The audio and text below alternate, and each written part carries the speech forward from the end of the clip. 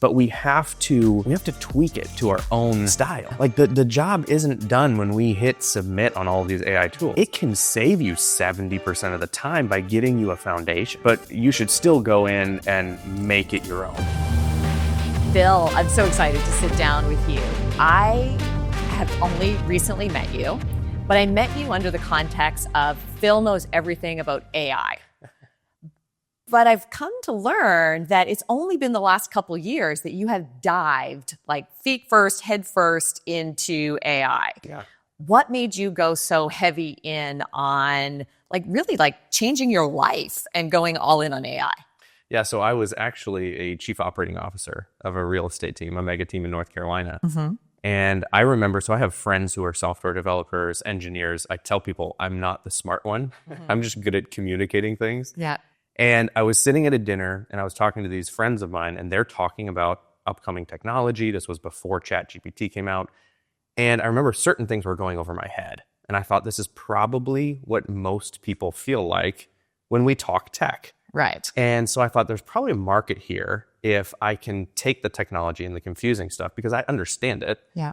And kind of boil it down and make it simple for the average person. And so I started building AI tools for real estate, since that was my industry. Yep. And that's all where it started. And I love that you really have anchored in the, I'm going to make this simple for people to use to help them in their business and particularly in marketing themselves and their businesses. That has been, I think, something that's really differentiated you in the journey of the last couple of years. For sure. Did you know that just instinctively, starting out, or was that an intentional, this is going to be the brand I build around AI? I think it was very intentional because I have taken the problems that I have myself and I've tried to fix those for other people. And one of the frustrating things for me was there's so many tools. There's so many things. What do I use? And our agents even get very confused because they're like, well, I have all these options. What things do I actually have to invest in? And I just remember thinking, this is overwhelming. Is there a way that we can boil this down to say, what is the most important thing? And at the core, I always say this, learn AI to implement it in marketing first. Learn the foundations of marketing and then use AI tools to supplement that. This is not use AI tools and there's going to be one button that's going to magically fix your life. It's if you don't learn the foundations of marketing first and the principles of marketing, you're not going to win. But learn those things first. Peel that back for us. So what does that mean? So let's take our industry. I'm a real estate agent. I am hearing about AI. I'm hearing about how it can help my business. What's step one for me in that? So step one is, like I say, learn the simple foundations of what you should be doing with marketing. AI, regardless of AI, doesn't even matter, right? You have to establish yourself as an authority. You have to learn how to add value to your community. You have to be the person that people think of when they need to buy or sell a home. So how do you do that? Well, you create content. You do things that are going to help people. You give away more for free than other people charge for. So can AI help me do that? 100%. So tell us a little bit about that. That's the way that you kind of level it up. Then you say, okay, I understand what I need to do from a foundational marketing standpoint. Now, let me add AI tools into that to help me do it faster and better. And so you have all these tools now that can, say, edit videos for you. You want to do short form content, you have to do short form content, but a lot of us don't like being on camera, or we just don't have time, or we don't know how to edit videos, right? Well, now there are tools that can edit videos for us. So give me a couple of your favorite tools. Yeah, so for video editing specifically, Opus Clip is my favorite. You throw in one video and it's going to crop it to size for you for short form content. It's going to add the captions. It'll add B-roll for you.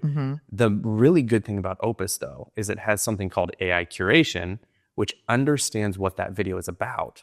And now it's not even just talking videos. You could have a video podcast like this, and it's great because it understands what you're talking about.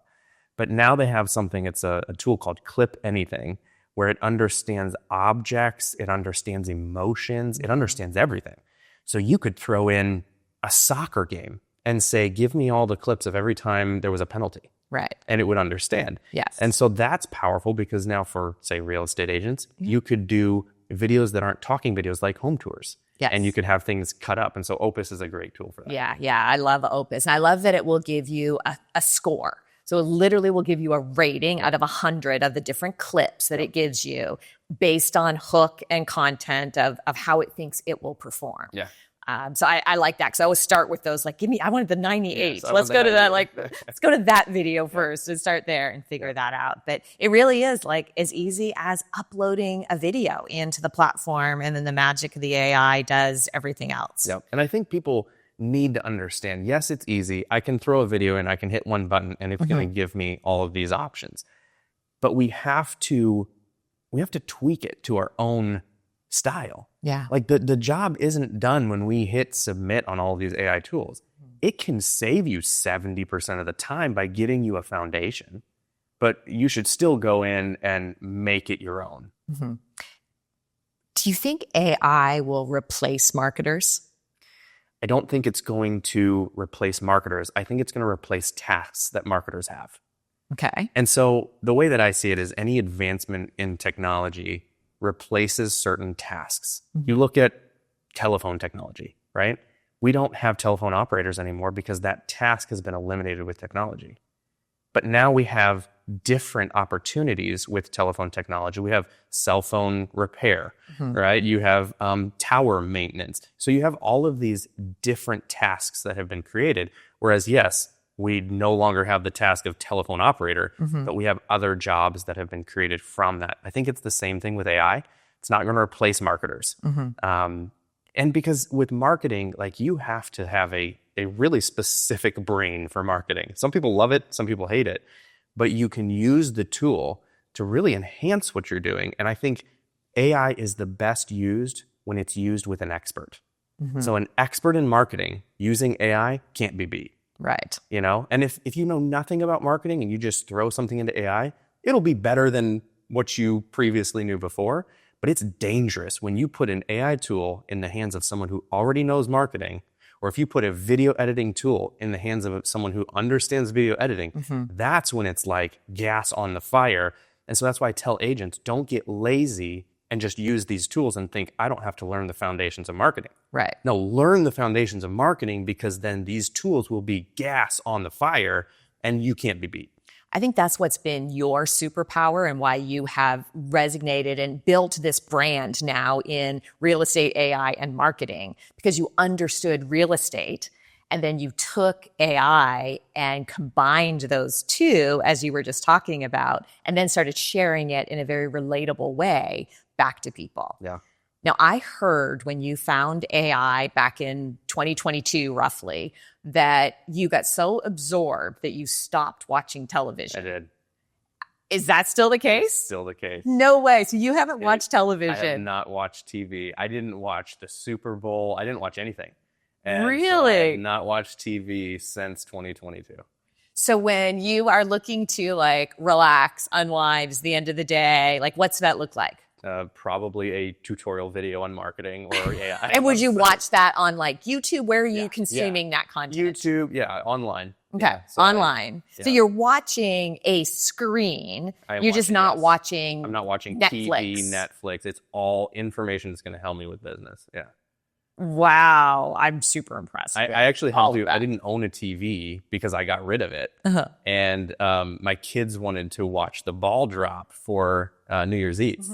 And they're like, Daddy, you don't have a TV. You know, how are we going to watch the ball drop? And so I went out to Target and I said, what's the cheapest TV that I can buy? So I have this junky little TV that's sitting on the ground that my kids can use, but I just never watched TV. Oh, that's amazing. Super cool. So let's future cast a little bit. Like we're on the precipice of a lot of change with this technology. I think that, as you said, it's important to jump in and start to figure out how you can leverage it in your business, taking the principles that you already know, taking your brand, your vision, your business. Where do you see things going? Yeah, I think right now with AI, I see, agents. There's been a lot of talk about AI agents where it's not you giving instructions and getting something back, but it's like having an actual assistant or employee. Right. So when you say agents, in that case, it's not real estate agents. It's not real estate AI agent. It's an AI agent. agent, which it's this, instead of asking for something and getting a response, which is great, it's someone who learns And that AI agent is going to learn, it's going to help you, it's going to be able to perform tasks without you even asking for something to be done. Right. And so they've already started with some of this. I mean, there's AI agents. It's just the technology is going to move to where it's like you basically have a paid assistant doing things for you. And I saw a demo last week of this where the AI agent was able to call and book the reservations, book the appointment at the dentist, like do all of these sort of tasks on our behalf. And they talk like us, answer questions when they, are calling the restaurant or wherever they're calling. So that's pretty incredible. And it understands and it learns as it goes. So if you have certain preferences, like say you're booking a flight and you have a preference on an airline and a type of seat, right? Are you an aisle or a window person? Whatever it may be. Yeah. It learns and then it can do those tasks for you. And I really believe that this is powerful because if you can have tasks that aren't revenue generating tasks done for you, then you can use the time savings to do the things that actually move the needle in your business. And that's even now, without AI agents, use tools like ChatGPT, right? To get the things done, the busy work, the admin work, the stuff that has to be done, the marketing.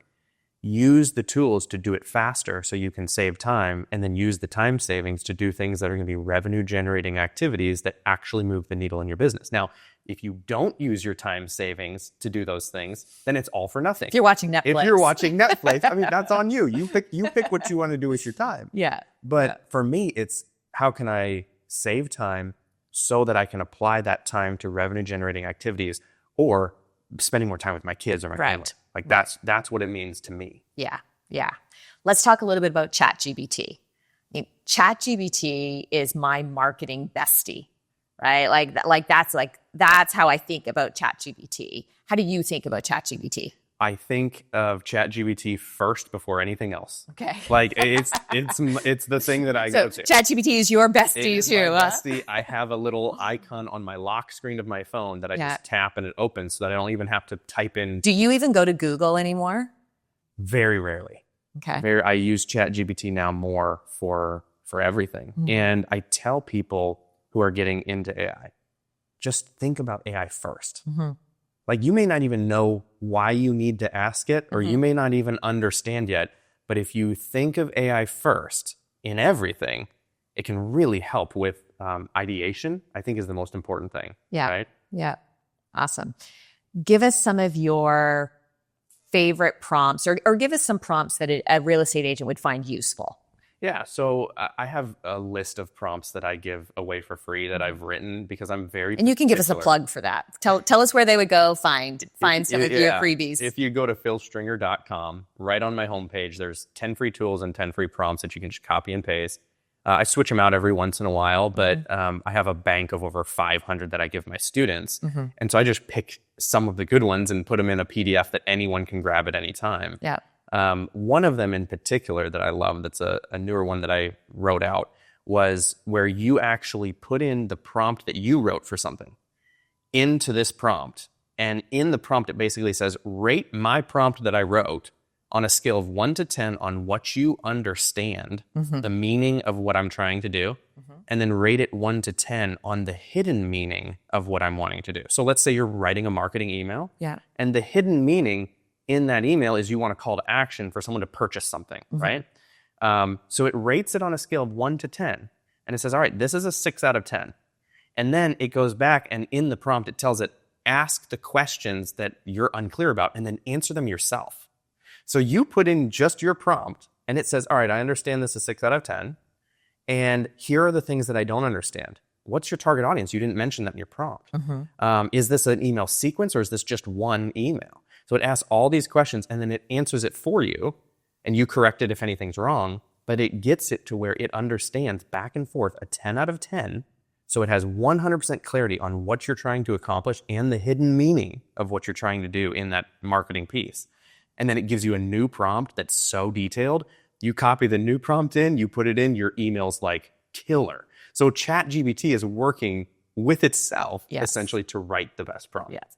And this is such gold because for me, using ChatGPT really changed when I changed how I thought about using it. And the example that you just shared is perfect for that, right? It's not just one prompt and a response. It's a prompt and a response and a question that becomes the next prompt and a response. Yep. And each time you do that, you're getting better and better information back from 100%. chat in that. And that's why I say it's like my bestie, because now it's like having a conversation, Right. Where it's like there's multiple. One of my favorite prompts is asking ChatGPT to fact check what they just shared with me, because believe it or not, like ChatGPT doesn't always get the facts right. Correct. And it's amazing when you ask something like give me, an overview of a specific market area, right? Or a specific community. And then you ask it to fact check. It will say, well, I'm not really sure this population is correct. Or I'm not sure that school district is the right one. Yeah. So doing the fact checking, I like fell in love with that prompt. Well, it's interesting because a lot of people, I think, believe that ChatGPT is just pulling information from the web and it's like, here's the truth. People don't understand that what ChatGPT and large language models, like, you have Gemini, you have Claude, you have all these different ones. Yeah. These LLMs do not know what truth is. It doesn't know truth and false. It has no idea. What it is at its core is a language predictor. So the technology that this whole thing came from was when Google in the search bar started having where it would pop up the suggested what you were typing in, the autocomplete. Yeah. That is the very core of the technology of what large language models are. Because the only thing that it's doing is it's figuring out, based on human literature, it's been loaded with trillions of data points of human writing, what is the most likely word to come after this previous word? In this context, in this conversation, what would be the most likely word to come next? So it's nothing but a language predictor. It predicts what word should come next. So when it gets something wrong, people are like, oh, how did it get something wrong? Well, because it doesn't know truth. Right. Fascinating. What are you playing with? What's something that may not have hit mainstream in the AI world right now in terms of a tool that you're kind of playing with, that you think that like 6 months from now, we're probably going to be hearing a lot more about it? Yeah, so I have a team of developers that kind of keep me up to date with what's going on. They play around with things. They're building different tools. There's so much stuff out there that's just mind-blowing. It's moving quickly, isn't it? It's moving so fast, and I think it's exponential. Yeah. Like, it's moving quicker, and then tomorrow it's moving even quicker. And so it's fascinating to see all of the different companies coming out with things, and then once they come out with them, it's kind of like old news. And so it's kind of shocking. But even with like voice technology, you have the ability now to have a cold calling agent where it will make outbound and inbound calls for you. So what the purpose of this is to qualify and disqualify leads. You can load in a lead source, and then boom, you've got this agent calling and taking calls and setting appointments on your calendar for you, which is absolutely insane to think I would have essentially a cold caller or an ISA that doesn't take time off, doesn't get sick, doesn't get mad. Right. And so there's a lot of different stuff coming. It's just there's also regulations that we have to worry about too with a lot of these different tools, because it's like the wild, wild west right now. So. It is. Let's touch on that for a second, because I think that is a concern. It's unregulated. I can say, create me an email in the voice of Phil Stringer. Create me a YouTube video script. Channeling all the work that you've done. And like take over your persona and, use that for my own benefit. Like, do you worry about that? I do, but I think it's just like any other advancement in technology. Like, it is scary, but you could have said the same thing when the internet came out. Right. And so with any advancement in technology, we have to have regulations and guidelines, because there's some scary stuff. I was woken up in the middle of the night at 3 a.m. with a phone call from my dad. His face popped up from his number, and I answered it, and it was his voice in a hostage situation. No. And then they took the phone from him and told me I had to wire money. Well, this is a common AI scam where they will take someone's voice, clone it, and then make it sound like they're in trouble, and then call a family member. And so my dad was at home asleep. Like, there was nothing wrong. But obviously that stuff is super scary to think about, people cloning your likeness. there has to be regulations, and there will be. Right now, it's wild, but bad people will do bad things with power. Right. When bad people have more money, they'll use the money to do bad things. When bad people have access to more technology, they'll use the technology to do bad things. So I think you can't really get away from it in our world. People just need to be good people. Unfortunately, not everyone's a good person. Right.